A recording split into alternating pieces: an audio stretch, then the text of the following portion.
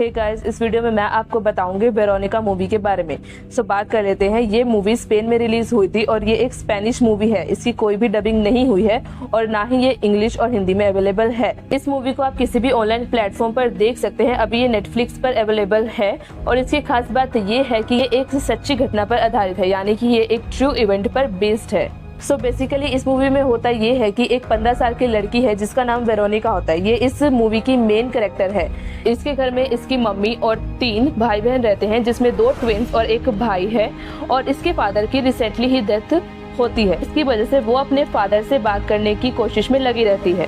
एक दिन सूर्य ग्रहण के दौरान वो अपने स्कूल में स्कूल फ्रेंड्स के साथ ऑर्जा बोर्ड यूज करती है और अपने फादर के स्पिरिट को बुलाने की कोशिश करती है, पर ऐसा होता नहीं है और एक दुष्ट आत्मा उसके पीछे पड़ जाती है। उसके बाद से वो बहुत ज्यादा अजीब हो जाती है। उसे अलग अलग चीजें दिखाई देने लगती है, अलग अलग आवाजें सुनाई देने लगती है और उसके बॉडी पे बहुत से निशान बनने लग जाते हैं। ऐसा इसके साथ क्यों हो रहा होता है, ये जानने के जवाब के लिए वो फिर से स्कूल में जाती है और एक नन को ढूंढने लगती है। उस नन को वहाँ के बच्चे सिस्टर डेथ के नाम से बुलाते हैं।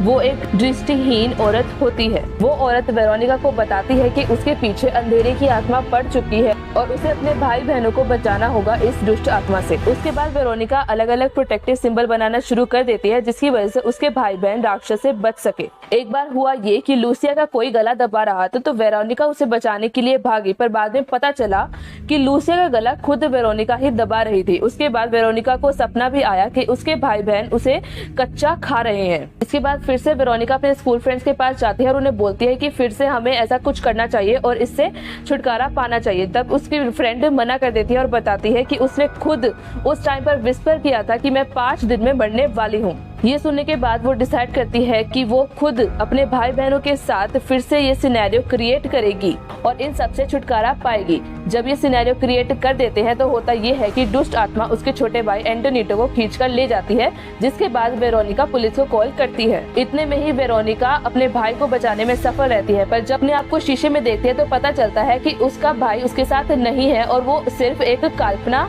कर रही होती है। उसके बाद वेरोनिका फिर से अपने भाई को ढूंढने निकल जाती है, जो अलमारी में बंद होता है। वो उसके पास आने से इनकार कर देता है। जब वो शीशे में देखती है तो उसको राक्षस की शक्ल दिखती है। तब वो रियलाइज करती है कि वो पूरे टाइम एक राक्षस के कब्जे में थी और अपने भाई बहनों को नुकसान पहुंचा रही थी। ये देखने के बाद वो खुद का गला काटने की कोशिश करती है, पर राक्षस उसे ये करने नहीं देता, जिसके बाद पुलिस एंटर हो जाती है और उसके भाई और वेरोनिका को बाहर ले जाती है। तो पुलिस ऑफिसर वेरोनिका की फ्रेम को देख रहा होता है, जिसके बाद एकदम अचानक से की फोटो में आग लग जाती है और एकदम उसको इन्फॉर्म किया जाता है कि वेरोनिका की डेथ हो जाती है। जिसके बाद 1966 में इस केस को रिपोर्ट किया जाता है, जो एक पैरानॉर्मल एक्टिविटी पे बेस्ड है, जिसका गवाह खुद एक पुलिस ऑफिसर होता है। सो गाइस, ये थी पूरी कहानी वेरोनिका मूवी की। अगर आपको ये वीडियो अच्छी लगी हो तो प्लीज लाइक करें और चैनल को सब्सक्राइब करें। Thank you.